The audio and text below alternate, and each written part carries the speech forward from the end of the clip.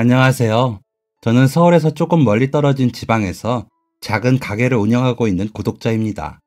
저는 올해로 27살이 된 딸아이가 있는 곧 50대가 되는 싱글맘이에요. 평범한 여자로 평범하게 가정을 꾸려 사는 것이 꿈이었던 제가 어떻게 싱글맘이 되었는지, 그리고 50대를 바라보는 지금까지 저에게 어떤 일이 있었는지 이야기해 보도록 하겠습니다. 평범함을 꿈꾸게 된 이유는 제가 평범한 가정에서 태어났기 때문이었어요. 그 시절의 아버지들이 다 그랬듯이 저의 아버지는 성실한 가장이었습니다. 적당한 회사에서 적당한 봉급을 받으며 저와 어머니, 동생을 책임지셨죠. 어머니는 일찍 시집을 와서 시부모를 부양하고 아버지를 내조하는 그런 평범한 분이셨어요. 친가도 그 시절엔 나름 평범했습니다. 조부모님은 딸인 제가 태어나자 아들을 낳으라고 계속해서 요구하셨고, 선천적으로 몸이 약했던 어머니는 열심히 노력한 끝에 동생을 가질 수 있었습니다. 겨울철 감기에 안 걸린 적이 없었던 어머니가 그렇게 노력하셨던 이유는 아들을 낳는 게 자신의 역할이라고 생각하셨기 때문이었죠. 그때는 그게 당연했습니다. 저는 첫째로서 남동생을 둔 누나로서 동생을 위해 살아야 한다고 철저하게 교육받았습니다. 맛있는 건 당연히 남동생의 몫이었고, 좋은 자리도 남동생이 차지했죠. 과일을 먹어도 예쁘고 맛있는 건 남동생의 몫이었고, 저는 물러터진 과일의 한 부분을 먹어야 했어요.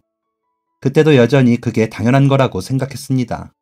여자는 희생을 당연하게 해야 하고 조신해야 하며 큰 소리를 내서는 안 된다는 게 친가의 가훈 같은 거였거든요. 외할머니나 어머니는 그런 가풍에 큰 소리를 낼 수 있는 분들이 아니었습니다. 그분들도 그런 상황을 당연하게 여기셨으니까요.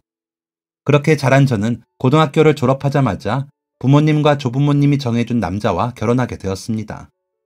선을 보라고 해서 선을 보기는 했지만 말이 선이지, 결혼 전에 신랑 얼굴을 한번 봐야 하지 않겠냐는 생각으로 만나게 된 자리였어요. 부모님과 조부모님에게 교육을 받아 조신하고 말 잘 듣는 여자로 자란 저에게도 로맨스로 가득한 낭만이 있었습니다. 그때 제 나이는 20살 아가씨였으니까요.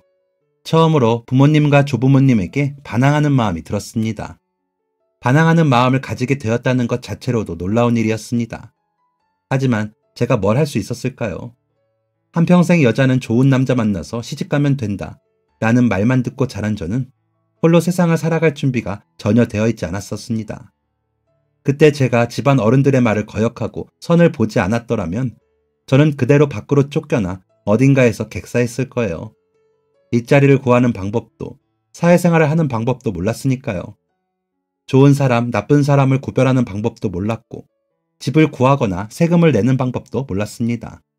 당시 제가 할 수 있던 건 돈 계산하는 방법과 제사 음식을 차리는 방법, 맛있는 요리를 하는 방법이 전부였습니다. 한마디로 어른들의 도움 없이는 단 하루도 살 수 없었던 사람이었어요. 요즘 젊은 친구들에게 이런 이야기를 하면 조선시대 때 이야기라고 생각하더라고요. 그런데 놀랍게도 불과 20 몇 년 전만 해도 이런 일은 비일비재했습니다.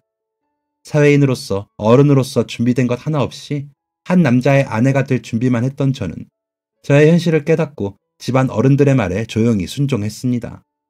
불만 가득한 마음으로 나간 선자리에서 처음 본 저의 남편은 매우 정중한 사람이었어요. 집안 어른들을 향한 불만이 가득했지만 아주 다행스럽게도 저는 남편에게 한눈에 반했습니다.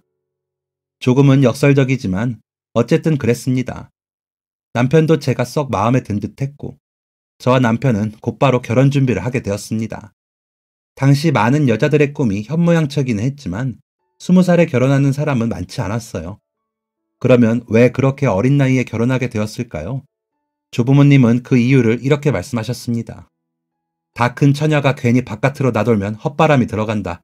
몸을 깨끗이 하려면 조금이라도 빨리 시집을 가야 한다. 라고 말이죠. 조금은 자존심도 상했고 왠지 모를 수치심이 들었지만 그 또한 제 숙명이었기에 저는 가만히 시집을 갔습니다. 말했다시피 저는 남편에게 한눈에 반했거든요.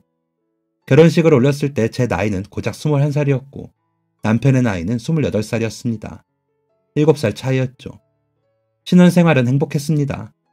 남자 손은 고사하고 남자와 눈 한 번 마주쳐 본 적 없는 저에게 남편은 세상 제일 가는 로맨티시스트였죠. 여자 손에 물 묻히는 게 당연하다고 여겼던 친정과는 달리 남편은 가사에도 적극적이었어요. 제가 바깥 일을 하는 게 아님에도 불구하고 퇴근을 하고 집에 돌아오면 항상 저를 챙겼죠. 그것만으로 남편을 사랑할 이유는 충분했습니다. 그렇게 2년이 지났을 때 소중한 생명을 갖게 되었어요. 매일매일 배가 불러왔고 몸은 힘들었지만 남편의 지극한 정성 덕분에 버틸 수 있었습니다. 그런데 문제가 있었어요. 태어난 아이가 딸이었다는 거죠. 아이를 낳고 병원으로 찾아온 시댁 어른들은 제가 낳은 아이가 딸이라는 것을 확인하자마자 실망이 가득한 표정으로 제 얼굴은 제대로 쳐다보지도 않은 채 자리를 뜨셨어요. 아버지는 찾아오지도 않으셨습니다. 유일하게 어머니만 저를 보러 오셨는데 어머니는 처음 태어난 손주를 보기 위해서도 저의 상태를 보기 위해서도 오신 게 아니었습니다. 어머니가 저를 보자마자 한 이야기는 이거였어요. 딸 낳았다며? 딸은 엄마 팔자 잡는다던데 둘째에는 분명히 아들일 거다. 그러니까 몸 회복되면 바로 애부터 가져라. 가슴이 떨렸습니다. 생살이 찢어지는 아픔을 겪으며 눈에 넣어도 아프지 않을 딸을 낳았는데 그렇게 얻은 딸이 축복받지는 못할 망정 그런 무시를 당한다는 게 너무나 가슴 아팠어요. 그때 저는 처음으로 어머니에게 큰 소리를 냈습니다. 어떻게 그런 말씀을 하세요? 제가 아들 낳는 기계인가요? 출가 외인이라면서 연락 한 번 안 하시더니 이제 와서 하신다는 말이 몸 회복하자마자 아들 낳으라는 말뿐인가요? 어머니는 처음으로 큰 소리를 내는 제 모습에 당황하신 듯 했지만 이내 표정을 감추셨습니다. 그리고 이렇게 말씀하셨죠. 네가 아직 어려서 뭘 모르는 거다. 나중 되면 나한테 감사할 거야. 시집 갔으면 아들 낳을 생각부터 해야지. 어디 뻔뻔하게 큰 소리냐? 내가 사돈댁 얼굴 뵐 면목이 없다 아주. 태어나면 사돈댁 가서 죄송하다고 말씀드리고 아들부터 가져라. 손이 바들바들 떨리고 울음을 참느라 목구멍이 막혀 소리를 낼 수 없었습니다. 차갑게 돌아서서 나가는 어머니의 뒷모습을 향해 겨우 소리쳤어요. 저를 자식이라고 생각하기는 하셨어요? 뒤도 돌아보지 않은 채 문을 열고 나가신 어머니는 끝까지 대답이 없으셨습니다. 이런 와중에 저를 위로해주는 사람은 남편이 유일했어요. 아이 얼굴 한번 보지 않고 괜찮다는 말 한마디 없었던 시댁 어른들의 행동을 보고 미안하다는 말도 전해주었고 부모님에게 받은 상처와 모멸감도 남편이 위로해 주었죠. 가장 의지가 되어야 하는 부모님에게마저 외면당한 것은 세상이 무너지는 일이었지만 그럼에도 불구하고 제 편이 되어주는 사람 한 명 있다는 사실은 제 마음을 한결 편안하게 해주었습니다. 남편은 딸아이를 굉장히 예뻐했어요. 아이가 조금씩 커갈 때마다 집에서는 웃음소리가 끊기지 않았습니다. 그런데 얼마 지나지 않아 그 웃음소리가 점차 사그라드는 일이 벌어졌습니다. 바로 IMF가 터진 것이었죠. 남편은 나름 안정적인 회사를 다니고 있었지만 IMF가 터진 상황에서도 안정적이지는 못했습니다. 게다가 회사 생활을 오랫동안 한 것도 아니었기 때문에 자칫하면 목이 날아가는 상황이었죠. 회사에 요직에 있는 사람들도 회사를 떠나는 와중에 남편이 살아남기란 쉬운 일이 아니었습니다. 조금만 잘못하면 목이 달아난다는 불안감은 남편의 예민함을 깨웠습니다. 늘 서글서글한 미소로 말을 걸어주던 남편은 예전처럼 여유를 가지지 못했습니다. 허리띠를 한껏 졸라맸음에도 불구하고 남편은 계속해서 허리띠를 졸라매라고 말했어요. 허리띠를 졸라매는 건 저와 남편만의 일이 아니었습니다. 남편은 딸에게 들어가는 돈도 아끼길 원했어요. 당연한 일이었죠. 한 푼 두 푼이 아까운 상황이었으니까요. 그런데 남편의 요구는 점차 선을 넘기 시작했습니다. 딸에게 들어가는 식비를 줄이라고 하기도 하고 길이가 짧아져서 입을 옷이 없는 상황에서도 그 옷을 계속해서 입히라고 했죠. 딸은 맞지 않는 신발을 신은 채 밖으로 나가기도 했습니다. 엄마로서 마음이 찢어지는 순간들이 많았습니다. 하지만 남편의 말을 거역할 수는 없었어요. 집안의 모든 경제권은 남편에게 있었고 저는 얼마 되지 않는 생활비로 가사를 운영해야 했으니까요. 그리고 경기가 힘들어서 모든 사람들이 이렇게 산다는 남편의 말이 진짜인 줄 알았습니다. 모두가 이렇게 살고 모든 아이들이 맞지도 않는 옷을 입은 채 그렇게 사는 줄 알았어요. 그런데 아니었습니다. 부모들은 자기 입에 들어가는 음식을 줄이고 자기가 입은 옷을 안 살지언정 자기 자식이 소매가 한참 짧은 옷을 입게 하지는 않았어요. 남편에게 이 이야기를 한 날 남편은 고함을 치며 제 머리를 휘어잡았습니다. 내가 이딴 취급받으려고 밖에서 그렇게 비굴하게 사는 줄 알아? 집안에서 살림만 하는 여자가 뭘 안다고 나한테 이래라 저래라야? 아들도 못 낳은 주제에 쫓겨나고 싶어? 처음 보는 남편의 폭력적인 모습에 두려웠던 저는 남편 앞에 무릎을 꿇고 싹싹 빌었습니다. 내가 잘못했다고, 한 번만 용서해달라고, 다시는 이러지 않겠다고, 말대꾸하지 않고 쥐 죽은 듯이 살겠다고 그렇게 말이죠. 한동안 집안은 조용했습니다. 이후로 부부관계가 서먹해지긴 했지만 극복할 방법이 보이지 않았어요. 애교 많았던 저는 남편의 눈치를 보기 시작했고, 남편은 그런 제 모습을 상당히 못마땅해 했습니다. 회사를 다녀온 남편은 남편의 눈치를 보며 잘 다녀오셨어요, 여보? 라고 말하는 저에게 집에 있는 마누라가 이 모양 이 꼴이니 내가 밖에서 힘이 날 턱이 있나? 내가 너 잡아먹냐? 어? 라고 소리쳤죠. 역시나 저는 큰소리 한 번 못 냈습니다. 정말로 남편이 저와 딸을 쫓아낼 것 같았거든요. 저는 그 옆에서 울고 있는 딸아이를 달래며 남편에게 또다시 빌었습니다. 죄송하다고요. 하지만 남편은 그마저도 마음에 안 들었나 봅니다. 남편은 집안에 있는 물건들을 쓸어버리며 화를 내기도 했죠. 이후 남편이 술을 먹고 들어오는 일이 잦아졌습니다. 술이 떡이 되어 집에 들어오는 남편은 술주정을 부린다던가 패악질을 하지는 않았어요. 들어오자마자 잠에 빠져들었죠. 저는 차라리 그게 낫다고 생각했습니다. 부부간의 다정한 대화라든지 일상적인 이야기는 나누지 못했지만 고함을 치는 아버지 옆에서 상처받는 딸을 보느니 이게 차라리 낫다고 생각했습니다. 그런데 저에게도 참을 수 없는 외로움이 찾아왔습니다. 그 누구와도 왕래하지 못한 채 말이 통하지 않는 딸과 모든 시간을 보내다 보니 마음의 병이 찾아온 것이었죠. 유일하게 대화를 나눌 수 있는 대상인 남편이 저를 무시하고 피하다 보니 제 마음의 병은 점점 깊어져 갔습니다. 그렇게 남편과 대화도 없이 반년 정도가 지났을까요? 남편은 아주 오랜만에 멀쩡한 정신으로 집에 돌아왔습니다. 불안했어요. 반년 만에 멀쩡히 귀가한 남편이 어떤 행동을 할지 몰랐으니까요. 그런데 남편은 생각과 달리 차분한 목소리로 저를 불렀습니다. 대체 무슨 말을 하려고 이렇게 행동하나 싶었을 때 남편은 갑작스럽게 눈물을 흘리며 이렇게 말했습니다. 나 회사에서 잘렸어. 그것도 4개월 전에. 처음 듣는 소식에 매우 놀랐습니다. 회사에서 잘렸다니. 그러면 그동안 따박따박 가져오던 월급은 어떻게 된 거냐고 물으니 남편은 계속해서 눈물을 훔치며 말했습니다. 할 수 있는 일은 다 했어. 막일을 하기도 하고 차마 얘기하기 부끄러운 일도 다 했어. 그런데 이제는 더 이상 못하겠어. 이거 사람이 사는 게 아니야. 저는 남편에게 해줄 말이 없었습니다. 바깥 세상이 어떻게 돌아가는지도 모르는 일개 주부가 무슨 말을 할 수 있었겠어요. 게다가 하루하루 숨쉬는 것조차 힘들었던 저는 말하는 것조차 힘들었습니다. 죽지 못해 사는 거였어요. 그런데 그건 남편도 마찬가지였나 보더라고요.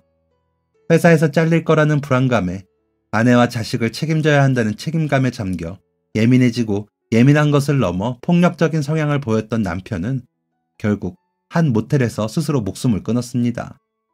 남편이 세상을 떠났다는 연락을 받고 정신없이 장례를 치렀을 때 조금 정신이 들더군요.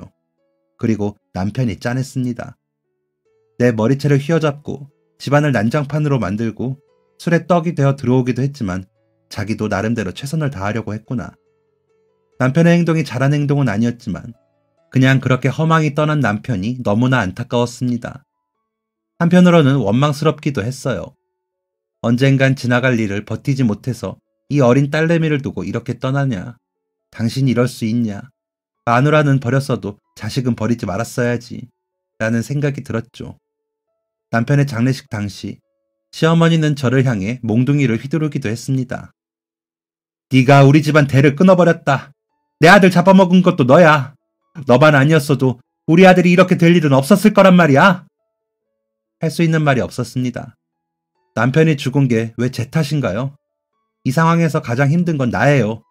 라고 소리칠 수는 더더욱 없었죠. 저는 그저 누군가 시어머니를 말려주길 바라며 두 눈을 감을 뿐이었습니다. 그렇게 저는 남편과 살던 집에서 쫓겨났어요. 어린 딸을 품에 안고 겨우 도착한 친정. 부모님도 저를 불편한 손님으로 취급했습니다. 여전히 어머니는 사돈댁 얼굴 보기 부끄러워서 어떡하냐. 내가 말한 대로 아들을 낳았으면 너가 시댁에서 이런 취급은 안 받았을 거다. 딸은 엄마 팔자를 닮는다고 내가 몇 번을 말했냐. 라는 말만 반복하셨죠. 성인이 된 남동생도 그런 저를 무시했습니다. 다른 남자 꼬셔서 재혼이나 해. 아, 애 딸린 아줌마라 그것도 안 되려나? 그럼 딸내미는 고아원에 보내버리면 되겠네. 아, 그것도 안 되겠다. 요즘 자식 새끼들 버리는 부모가 많아서 고아원에 자리가 없다더라고. 시어머니가 저에게 몽둥이를 휘두를 때도 참았던 저였지만 나를 조롱하는 건 몰라도 제 딸을 조롱하는 건 참을 수 없었어요. 저는 처음으로 친정집 안에서 큰 소리를 냈습니다. 입 다물어. 그 나이 먹고 한량같이 사는 게 부끄러운 줄도 모르고 감히 내 딸을 모욕해? 내가 대체 뭘 잘못했니? 큰 소리가 나자 달려온 부모님은 당장 짐 싸서 나가. 어딜 여자가 큰 소리를 내? 그것도 귀한 내 아들한테. 당장 나가! 라며 저를 내쫓으려 하셨고 동생은 그런 저를 보며 미소를 띠고 있었습니다. 이후 제가 어떻게 행동했는지 잘 기억나지 않지만 동생에게 죽일 듯이 달려들었던 것 같기는 해요. 어머니는 온몸으로 그런 동생 앞을 가로막으셨고 아버지는 제 목덜미를 잡고 끌어내셨죠. 그렇게 저와 딸은 거리에 나앉게 되었습니다. 어디로 어떻게 가야 하나 막막한 그때 친정집에서의 일이 충격이었는지 한참을 자던 딸이 잠에서 깨 제 손가락을 살며시 잡았습니다. 눈물로 범벅된 제 얼굴을 보며 딸은 배시시 웃어주었어요.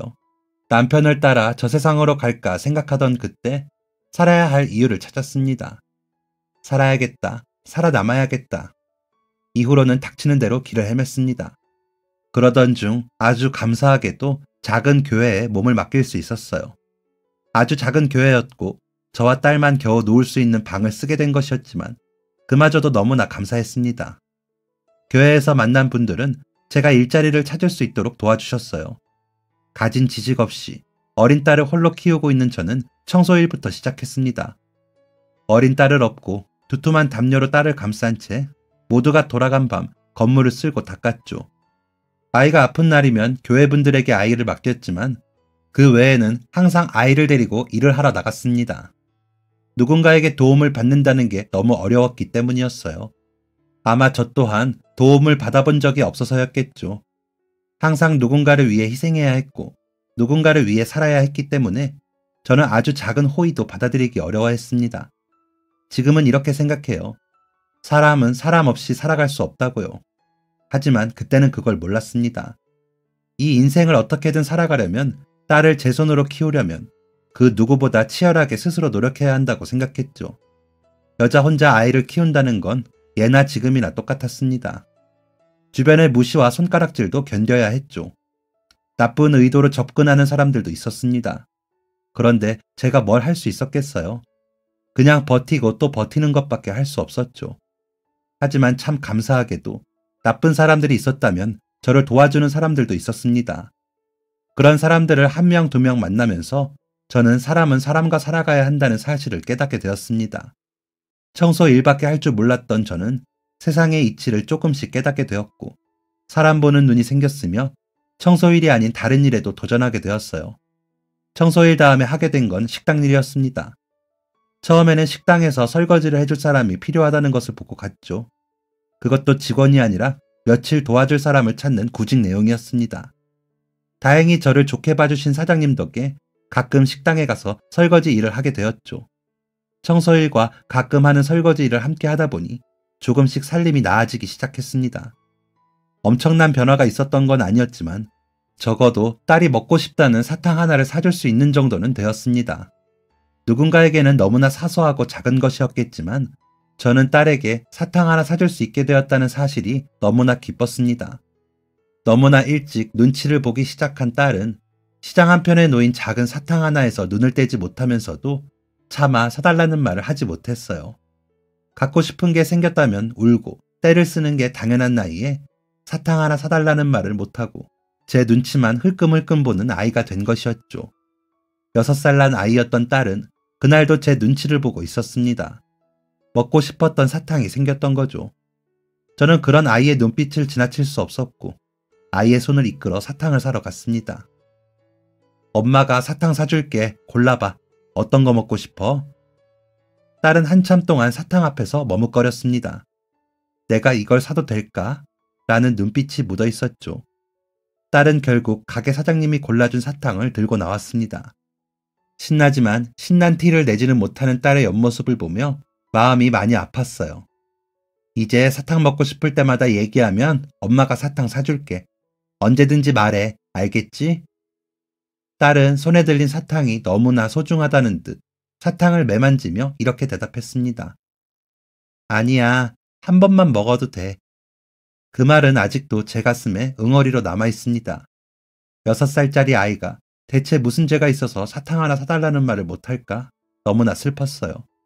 그런데 얼마 지나지 않아 저는 또다시 가슴이 찢어지는 경험을 하게 되었습니다. 저는 일 때문에 밤늦게 들어오는 날이면 교회 분들에게 딸을 맡겼습니다. 저녁도 먹여주시고 일찍 잠에 드는 날이면 딸을 직접 데려다 주기도 하셨죠. 오늘도 정말 감사합니다.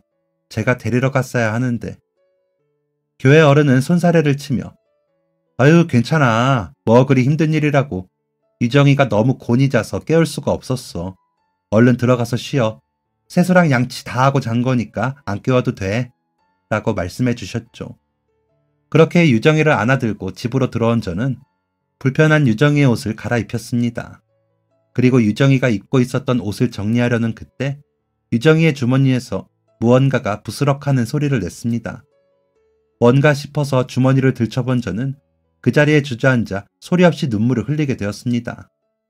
유정이의 주머니에서 나온 건 예전에 사주었던 사탕이었습니다. 새 사탕도 아니고 몇 번에 걸쳐 아껴 먹었었는지 해진 포장지로 감싸져 있는 사탕이었죠.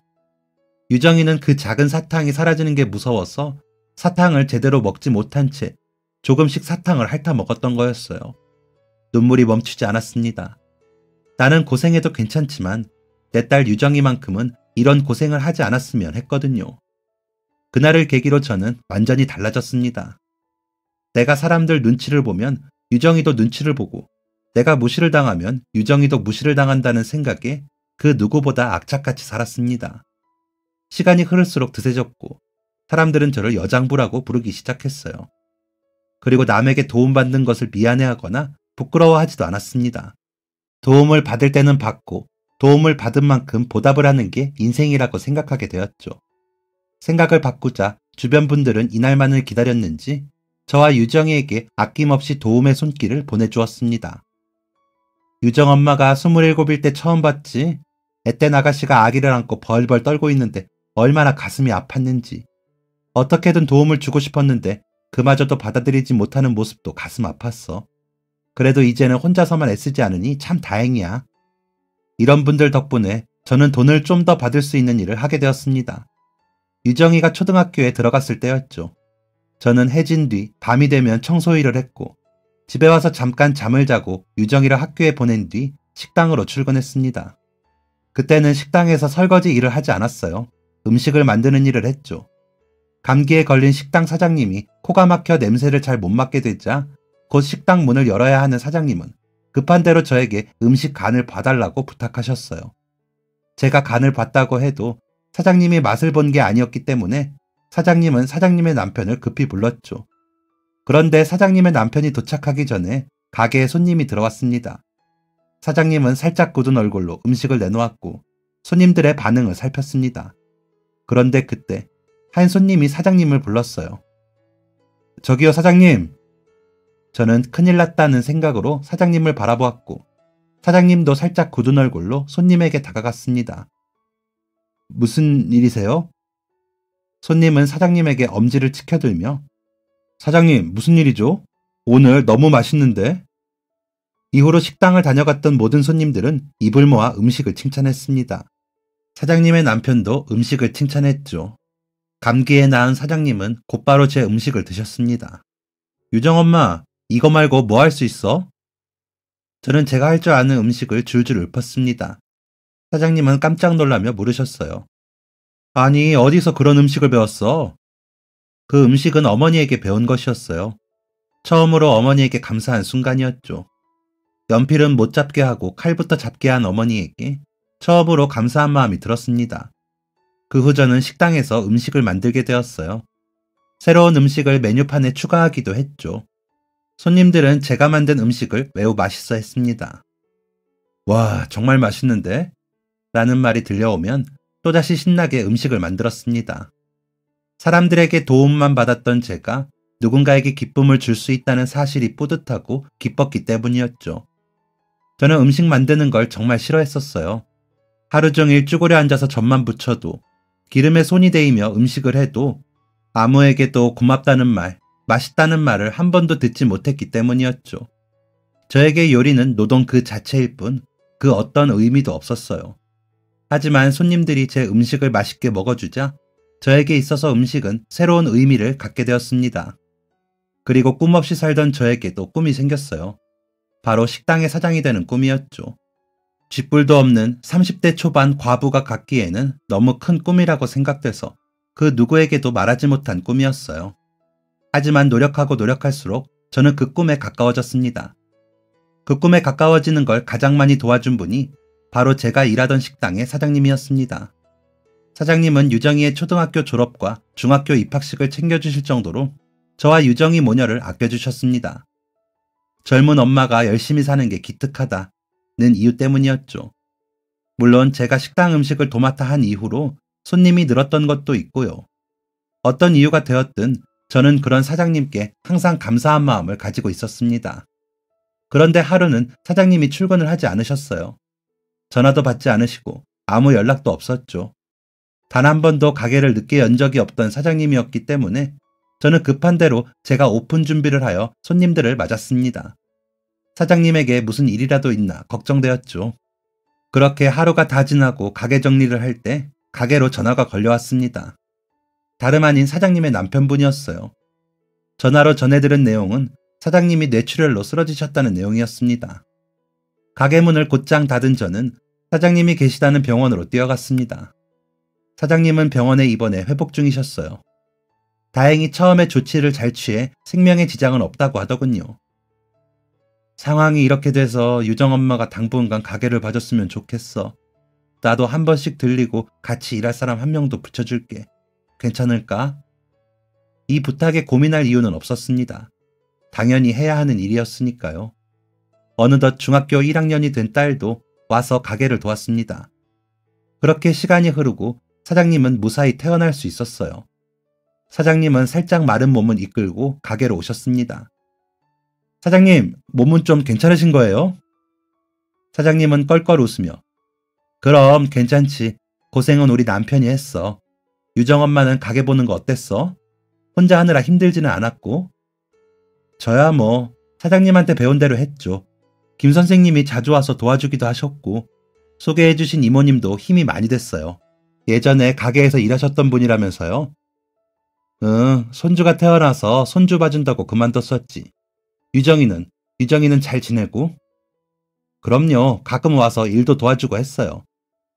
그래. 사장님은 할 말이 있는 듯 입을 달싹이셨습니다. 무슨 하실 말씀 있으세요? 편안하게 말씀하세요. 호탕한 성격인 사장님이 무언가를 고민하는 모습을 처음 본 저는 편하게 말씀하시라 말은 했지만 속으로는 불안한 마음을 가지고 있었습니다. 이제 가게를 정리할 거라고 말씀하시면 어떡하지? 유정이 이제 겨우 16살인데 다른 일을 찾을 수 있을까? 라며 생각이 꼬리에 꼬리를 물고 깊어진 순간 불안이 현실로 변했습니다. 내가 많이 괜찮아지기는 했지만 예전처럼 일은 못할 것 같아. 남편 고향으로 가서 요양이나 하면서 지내려고. 우리 남편 시골 출신이라 항상 시골에서 살고 싶어 했거든. 하늘이 노래졌습니다. 그런데 불안함과 충격은 얼마 지나지 않아 희망으로 바뀌었습니다. 그래서 이 식당을 유정 엄마가 맡아줬으면 해. 네? 처음엔 사장님의 말씀을 이해하기 어려웠어요. 제가 가게를 맡으라뇨. 저는 가게를 인수할 돈도 없고 제가 어떻게 이 가게를 운영할 수 있겠어요. 사장님은 예전처럼 호탕하게 웃으시며 이렇게 말씀하셨습니다. 유정 엄마 정도면 충분하지. 나 병원 가 있는 동안 혼자서도 잘했잖아. 그거야 사장님이 다시 돌아오실 거라는 생각을 했으니까요. 김 선생님도 자주 오셨었고. 아니야, 유정 엄마면 충분히 할 수 있어. 나 시골로 내려갔다고 나 거들떠도 안 볼 건 아니잖아. 어려운 일 생기면 언제든지 연락해. 그런데 아까 말씀드렸다시피 저는 가진 돈이 별로 없어요. 물론 사장님이 많이 편의를 봐주셔서 어느 정도 살만하기는 하지만.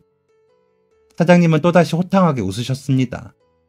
그거 걱정하는 거면 걱정하지도 마. 나도 유정 엄마 같은 때가 있었어. 아무것도 없이 올라와서 이 시장에서 자리를 잡기까지 얼마나 힘들었는데 이 가게 문을 바로 닫아버리겠어. 이 가게를 누군지도 모르는 인간한테 홀라당 넘겨버리겠냐고. 유정 엄마가 믿을만 하니까 가게를 맡긴 거야. 대신 그냥 넘겨버리면 안 되겠지? 사장님이 건 조건은 아주 단순했습니다. 첫 번째, 가게 자리를 옮기지 말아줘. 몇십 년 동안 찾아오는 손님들과의 의리야. 두 번째는 가게 인수비용을 다 낼 때까지 한 달 매출의 10%를 보내줘. 가게 인수비용을 다 내면 안 내도 돼. 두 번째 조건은 제 마음을 편하게 하려는 사장님의 배려였습니다. 저는 그날로 가게의 사장이 되었습니다. 뜬구름 잡는 것만 같았던 과부의 꿈이 현실로 바뀌는 순간이었죠. 집에 가서 유정이에게 이 이야기를 해주니 유정이는 제 일인 것처럼 기뻐해 주었습니다. 그동안 저와 유정이를 살펴주었던 분들도 자기 일인 것처럼 기뻐해 주셨어요. 사장님이 바뀌자 손님이 잠깐 줄어들어 걱정스러운 순간도 겪었지만 단골 손님들 덕에 가게는 금방 안정을 찾았습니다. 가게가 안정되자 저는 가게의 메인 메뉴를 빼고 메뉴판에 있는 음식을 조금씩 바꿔나갔습니다. 그게 입소문을 탔는지 손님들은 점차 늘어갔고 저는 얼마 지나지 않아 가게 인수비용을 모두 갚을 수 있었습니다. 저에게 있어 사장님 부부는 부모 같은 존재였기 때문에 저는 명절이 되면 유정이와 함께 사장님 부부가 계시는 고향집으로 내려가곤 합니다. 다행히 사장님은 예전과 같은 건강을 되찾으셨어요. 다시 과거로 돌아가서 이야기를 해보자면 유정이가 고등학교 2학년이 되고 가게가 확장되었을 때 저는 가게에서 일할 직원을 뽑았습니다. 그 직원을 뽑은 이유는 단순했어요. 그 직원에게서 제 모습이 보였거든요. 올해로 29이 되었다는 젊은 아가씨는 7살 된 딸을 데리고 가게로 찾아왔습니다. 숙식만 제공해줘도 괜찮으니 방 한 칸만 내어달라는 부탁이었죠. 사연이 참 딱하더군요. 부모 없이 자라 고아원에서부터 알고 지내던 오빠와 동거를 했는데 아이가 태어났을 때부터 밖으로 나돌기 시작하더니 아이가 7살이 되자 도망을 갔다고 했죠. 그 모습에서 저를 봤고 저는 그 아이 엄마를 바로 일할 수 있게 해주었습니다. 정부에서 지원을 받을 수 있는 것들도 찾아서 도움을 받을 수 있게 했고 가게 한편에 방을 마련해서 거기서 지낼 수 있도록 도움을 주었습니다. 그런 것이 아깝지 않았어요. 저와 유정이도 그런 도움 덕분에 살아갈 수 있었던 거였으니까요. 밖으로 나도는 남편 때문에 이런저런 일을 다 해봤다는 직원은 손이 빠르고 꼼꼼한 성격이었습니다. 기특하고 예뻐할 수밖에 없는 직원이었죠. 가게를 정리하고 퇴근을 하던 어느 날, 곧 문을 닫으려는 시장의 신발가게 앞에서 서성이는 직원과 직원의 아이를 보게 되었습니다. 반가운 마음에 인사를 하려 하는데 사줘, 사달라고. 다른 애들은 다 공주 신발 신는단 말이야. 아이는 직원의 손을 끌어당기며 신발가게 가판 앞으로 가려 했고 사지도 않을 것 같은 손님 때문에 퇴근이 늦어진 가게 사장은 불쾌한 표정을 짓고 있었죠. 그리고 직원은 그 앞에서 식은땀을 흘리고 있었습니다. 직원은 신발가게 사장에게 연신 죄송하다고 고개를 조아리고는 아이를 안은 채 후다닥 자리를 떴습니다. 집에 돌아오니 그 장면이 머리에서 떠나지 않더군요. 결국 저는 다음날 신발가게를 찾아서 아이가 사달라고 조르던 신발을 구매했습니다. 그리고 다음날 지인이 자기 아이 신발로 샀는데 아이 발이 너무 커서 못 신기게 됐다며 신발을 건네주었죠. 그렇게 평온한 나날이 계속되었습니다. 입소문이 나서 확장까지 한 가게는 다른 지역에서까지 온 손님들 덕분에 2호점을 낼 정도로 커졌습니다. 수많은 직원을 채용했고 가족 같은 직원들과 함께 했죠. 그런데 얼마 지나지 않아 손님들의 발길이 점차 사라지기 시작했습니다. 무슨 일인가 직원들을 모아 이야기를 해보니 저희 가게를 두고 악의적인 소문이 돌고 있다는 사실을 알게 되었어요. 그 소문은 이런 것이었습니다. 우리 가게가 반찬을 재활용한다는 소문이 돌고 있어요. 그리고 직원은 한참 동안 우물쭈물 하다가 대답했습니다. 그 사장님이 죽은 남편의 보험금을 들고 도망쳐서 가게를 인수한 거라는 소문도. 기가 차서 말도 안 나오더군요. 누가 이런 짓을 했을지 안 봐도 뻔했습니다. 가게가 조금 잘 된다는 소문이 들리자마자 콩고물이라도 얻어먹으려고 찾아온 사람들 중에는 부모님과 시댁 어른들도 있었거든요. 그 사람들의 요청을 거절했더니 이런 소문을 내는 게 확실했어요. 그들이 퍼뜨린 소문은 쉽게 잠재워지지 않았습니다. 아무리 사람들에게 그건 거짓 소문이라고 말을 해도 아무도 믿지 않았죠. 그렇게 가게에는 파리만 날렸고 직원들의 월급조차 감당하지 못하게 되었을 때 손님들이 다시 가게를 찾기 시작했습니다. 이게 어떻게 된 건지 어안이 벙벙할 때 저는 시장에서 가깝게 지내고 유일하게 가게를 찾아주던 상인분께 손님들이 다시 찾아오게 된 이유를 알 수 있었습니다. 윤 사장님, 그거 몰랐어? 그 가게 직원 있잖아. 어린 딸내미 데리고 다니는 그 직원. 그 직원이 매일마다 찾아온 손님들 명단이랑 가게 식재료 사용량, 구매 내역 다 들고 다니면서 시장 상인들한테 설명하고 다녔어. 사장들은 딱 보면 알잖아. 이게 진짜 장부인지 가짜 장부인지. 나도 봤는데 누가 봐도 진짜더라고. 내용을 보니까 음식 재사용하고 그러는 게 말이 안 되는 얘기더라. 여기 장사하는 사람들 중에 윤 사장한테 도움 안 받은 사람 있어? 그 사람들이 찾아오는 손님들한테 다 얘기한 거야. 그거 헛소문이라고. 우리가 봤다고. 나는 윤 사장 식당에서 일도 도와주고 그랬잖아. 나는 윤 사장 믿고 있었어. 저는 이 모든 일이 어린 직원 덕분이라는 사실을 알게 되자마자 직원을 찾아갔습니다. 작은 단칸방을 구해 딸과 함께 지내고 있는 직원은 밤늦게 찾아온 저를 보고 많이 놀란 듯 했습니다. 저는 세 사람이 겨우 들어갈 만한 방에 앉아 시장 사장님에게 들은 이야기를 말했습니다. 직원은 당황한 표정이었어요. 사장님 죄송해요. 고맙다는 말을 전하려고 왔는데 갑자기 죄송하다니? 이유를 물으니 직원은 이렇게 대답했습니다. 말도 안 하고 가게 장부를 가져다 쓴 거였잖아요. 그건 상아 씨가 꼼꼼하니까 내가 맡긴 거였고 가게 장부를 함부로 가져가서 쓴 건 안 될 일이지만 어쨌든 상아 씨의 지혜로운 행동이 우리 가게를 살렸어. 아니, 우리 가게의 모든 직원들을 살린 거야. 정말 고마워. 상아 씨한테는 큰 빚을 졌네. 저는 상아 씨에게 모든 것을 해줄 생각이었습니다. 그런데 상아 씨는 저의 제안을 거절했습니다. 빚을 지셨다뇨. 빚을 진 사람은 저인걸요, 사장님. 그건 아니지. 나는 상아 씨의 노동력을 산 거고 상아 씨는 노동에 대한 대가를 월급으로 받은 것뿐이야. 상아 씨는 고개를 가로저으며 말했습니다. 아니요. 사장님은 그 이상의 것을 해주셨어요. 무슨 말인지 이해가 되지 않을 때 상아 씨는 무겁게 입을 열었습니다. 예전에 미나가 신발 하나를 사달라고 시장 신발 가게 앞에서 떼를 쓴 적이 있었어요. 단칸방 하나라도 얻으려고 허리띠를 졸라매는 상황에 그 신발 하나 사주는 게 너무 어렵더라고요. 미나를 안고 도망치듯이 가게를 떠났는데 울다 지쳐서 잠든 미나가 너무 안타까웠어요. 늦게나마 가게로 돌아갔는데 가게 문은 이미 닫혀 있었고 다음날 시장 문이 열렸을 때 가게 앞으로 갔는데 사장님이 그 신발을 사고 계신 걸 봤어요. 사장님이 왜 저런 신발을 사셨을까 궁금했는데 제가 출근하자마자 그 신발을 건네주시더라고요. 미나가 신발 사달라고 조른 걸 보신 거였죠. 저마저도 잊고 있었던 과거의 이야기를 상아 씨는 단 하나도 빠뜨리지 않고 기억하고 있었습니다. 저는 상아 씨의 물음에 고개를 끄덕였어요. 그때 결심했어요. 무슨 일이 있어도 사장님과 함께 하겠다고요. 그래서 가게가 안 좋은 소문에 휩싸였을 때 가만히 있을 수가 없었어요. 장부를 가져다 쓴 건 정말 죄송합니다. 저한테 무슨 말씀을 하셔도 할 말이 없어요. 눈물이 났습니다. 상아 씨에게서 제 모습이 또다시 비쳤거든요. 예전 사장님과 많은 사람들의 따뜻한 말과 행동에 살아갈 용기를 얻었던 과거의 제 모습이 말이죠. 그날 저와 상아 씨는 서로를 끌어안고 참 많이 울었습니다.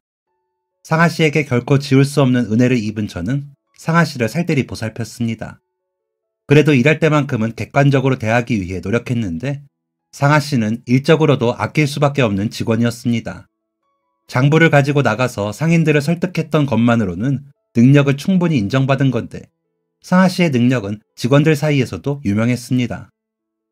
사장님, 상아 씨는 어떻게 그리 똑똑하대요? 아직 30도 안 된 아가씨가 저렇게 똑똑할 수 있나? 상아 씨 우리 지점으로 보내주면 안 돼요? 저뿐만이 아니라 직원들의 엄청난 지지를 받은 상아 씨는 36이 되었을 때 2호점의 점장이 되었습니다. 상아 씨의 아이도 16이 되었죠. 제 딸은 올해로 27이 되었습니다. 대학을 졸업하자마자 우리나라에서 손꼽히는 회사에 취업한 유정이는 제 가게보다도 사랑하는 존재이자 저의 자랑입니다. 그리고 힘들 때도 기쁠 때도 저와 함께 해주었던 직원들은 유정이 다음으로 제가 사랑하는 존재가 되었죠. 저를 무시하고 내쫓았던 가족들은 어떻게 되었냐고요? 가게가 잘 되자마자 돈 한 푼 뜯어먹으려던 그 사람들의 소식은 안 듣고 싶어도 들려왔습니다.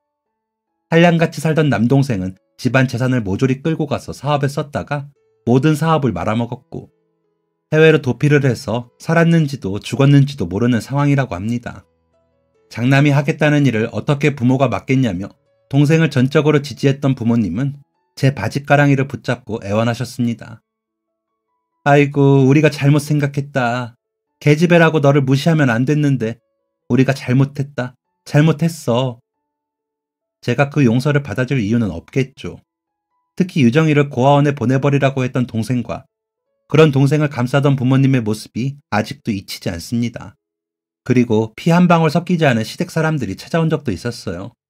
잘 살고 있는 줄 알았더니 부동산 투자를 잘못해서 방 한 칸에 둘이 살고 있다고 했죠. 게다가 사기꾼을 만나 전 재산을 날리고 빚쟁이들에게 쫓기고 있는 신세라고 했습니다. 우리 아들이 너한테 얼마나 잘했니? 그렇게 가기 전에 조금 마음이 안 좋아서 너한테 실수를 하긴 했지만 그게 진심은 아니었을 거다.